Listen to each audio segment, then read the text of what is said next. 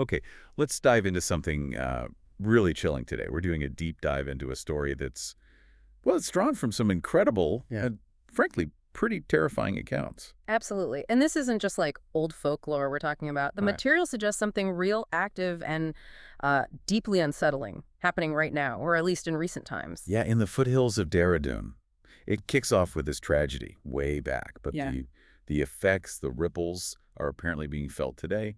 Bone-chilling encounters. And deaths. Deaths that, defy easy explanation. We're talking disappearances, fatalities that medical science just struggles with. Right. So our mission today for this deep dive is really to unpack this whole disturbing narrative. Exactly. We'll trace the origins, or the alleged origins anyway. Look at these eyewitness accounts, which are just, wow.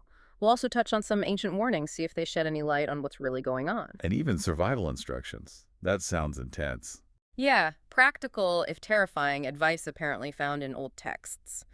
The goal is to try and understand this horror and what it might mean. It sounds like a journey into, I don't know, the intersection of past tragedy and modern terror. And the details are, well, they're unsettlingly specific. You're not going to forget them easily. Okay, so where does it start? You mentioned way back. It begins, according to these accounts, all the way back in 1857.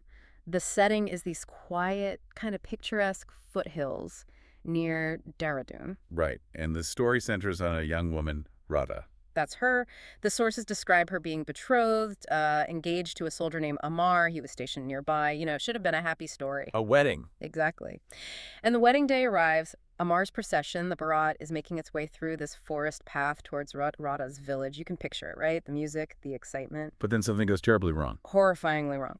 The material describes this sudden, completely unexpected monsoon flood tearing through the valley. Not just rain, a literal wall of water. Oh, wow. It's out of nowhere. Swift, brutal. The sources say Amar and his entire wedding party just washed away, gone, And their bodies. never recovered, vanished. God, that's awful. And Radha, what happened to her? Well, picture this. She's in her bridal finery, hears the news, runs out into the storm screaming his name, and then the accounts say the ground itself, maybe waterlogged, maybe a fissure, just opened up beneath her, swallowed her whole. Pulled down into the mud and water. Exactly, just gone. So the next morning. The storm passes, the water recedes, villagers go out, and all they find of Radha is her red bridal veil, her chuni, floating in this single new puddle, a puddle that wasn't there before she was taken. And that's the moment. That's where they say this whole chilling thing began. That's what the material claims. A wedding day frozen in this unimaginable tragedy. The start of the curse, if you will. Right. So fast forward, over a century later. Yep, over a century. The foothills are still there. Maybe the path is too, in some form. And this is where the modern encounters start cropping up. Really chillingly similar stuff. You mentioned cases. There was one. Rahul and Priya, 2008. That's right. Rahul and Priya, they were newlyweds themselves, ironically, out for a moonlit walk on what they thought was just, a scenic trail. Peaceful evening stroll? Should have been.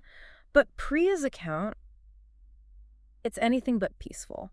She said they first heard music, Shehnai music, the wedding pipes, faint, mournful, Music.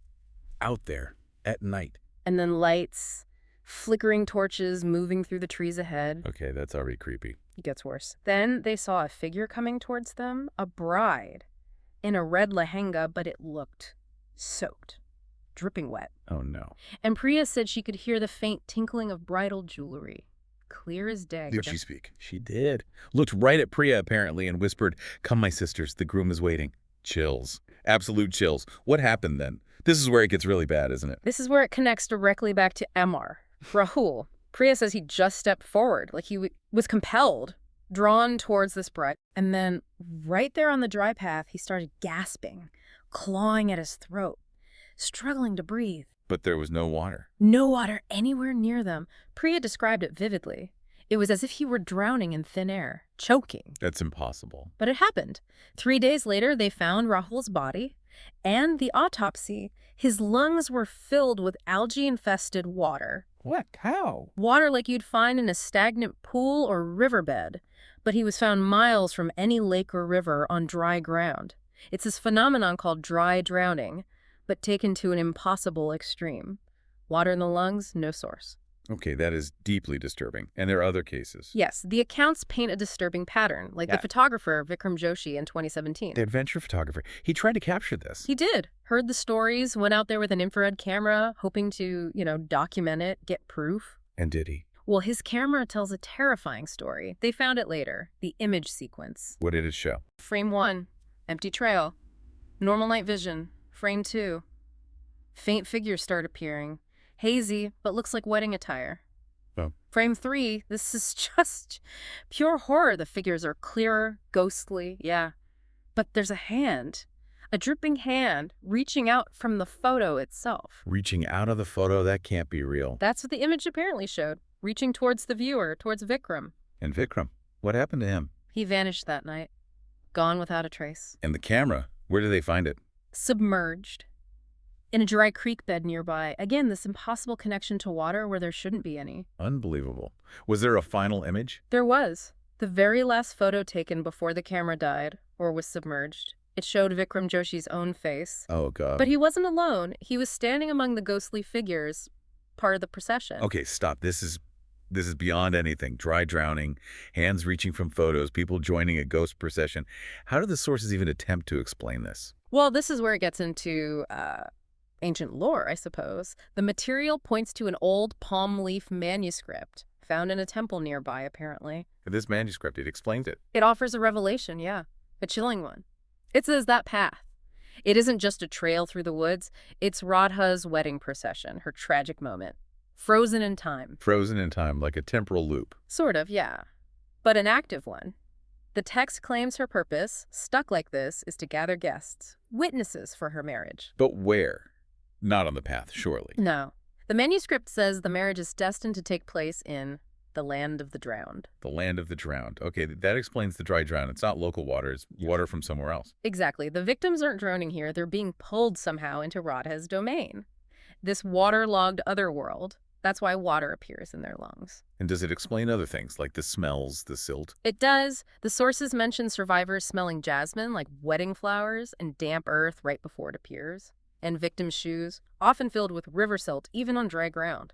Sensory echoes of being pulled into that drowned land. Precisely. It paints this horrifying picture of a time anomaly, a trap that's actively dragging people into another dimension for this macabre, eternal wedding. So, if it's this real, this dangerous, the manuscript, does it say how to survive if you find yourself there? It does. Given how consistent and terrifying these accounts are, this part feels, well, vital. If you hear those bells, that music, there are specific instructions, do's and don'ts. Okay, let's hear them. What are the DOs? All right, first, according to the source, turn your clothes inside out immediately. Inside out. Why? The idea the text suggests is that it confuses the spirits, makes you seem wrong, maybe disrupts their focus on you as a guest. Weird. Okay, what else? As you back away, sprinkle salt behind you. Classic protection symbol, right? Right. But here it's specifically to break their connection to you. Sever that invisible pull. Salt. Got it. Anything else? Yes, and this one's surprising. Light a match. Just one match. Fire. Why fire? The manuscript claims Radha fears fire because it reminds her of the funeral pyre she never got, being swallowed by the earth and water. It's a painful reminder that keeps her trapped. Wow. A funeral pyre she never had. That's tragic and horrifying.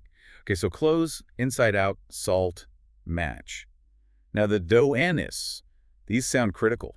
They're presented as absolutely crucial. First, do not accept any wedding sweets if offered. Sweets. Yeah, but the text is graphic. It says they're made of mud and worms, an offering from the drowned land. Oh, God. Okay, definitely don't eat the mudworms. What else? Second, do not look directly at the bride's face. Why not? What happens? The warning is stark. It will show you your own death, like looking into a mirror of your demise if you get taken. Yikes. Avoid eye contact with the ghost bride. Got it. And the third, don't. Do not step on any phantom flower petals you might see on the ground. Flower petals. Yes, scattered around the procession. They're described as anchors for the curse. Stepping on them binds you, makes it easier for them to pull you in. So these aren't just random superstitions. They're like rules of engagement with this phenomenon. According to the sources, yes. Specific survival instructions for a very specific, very bizarre kind of danger. Okay, this is already terrifying, but you mentioned something else, that it's changing, expanding. Yeah, this is maybe the most unsettling part of the recent accounts. It suggests this isn't just a static loop. The guest list is apparently growing. Growing. How? Well, in 2023, a hiker's GoPro was found. And the footage didn't just show the bride and her original party. It showed dozens of new figures among them. New figures. Yeah, ghostly, but noticeably in modern clothing, mixed in with the 1857 procession. Wait, so the victims, they're being added to the procession, visibly. That's the implication. Horrifying, isn't it? And then in 2024, something even more direct. Those strange puddles that appear on the trail. Yeah. People started reporting seeing faces reflected in them. Faces of people recently reported missing in the area, trapped in the water's reflection. Oh, that's off. And just last month, a survivor, someone who got away, they woke up later with something around their neck, a Mangal Sutra, a wedding necklace. A real one. Made of riverweed, intricately woven riverweed, like a token, a marker. So the guest list is literally growing. She's collecting people from our time. Adding them to her entourage in the land of the drowned, it's an active, escalating phenomenon based on these reports. Okay, let's pull this together. What we have is this picture of a past tragedy, a wedding gone wrong, somehow trapped in time on this one path. Right, but it's not passive. It's active, malevolent, pulling people in, causing these impossible dry, drowning deaths, leaving these weird, waterlogged clues. And the accounts are consistent. The specific ways people die, the things survivors see and smell, these ancient survival tips. It paints this picture of something real, tangible, but operating outside normal reality. Absolutely, something fundamentally dangerous. And that final warning from the text, it feels very direct. It's visceral. It says, if you're on a dry path and you suddenly feel that impossible sensation like invisible water lapping at your ankles. Oh, you do? The instruction is simple, primal. Run. Because, as the text chillingly concludes, Hardan is choosing you as her bridesmaid. wow, it just leaves you thinking, doesn't it? Right. What happens when one awful moment doesn't just end, but becomes this permanent, expanding trap? And are those ancient warnings really enough? Enough to save you from ending up on that guest list in the land of the drowned?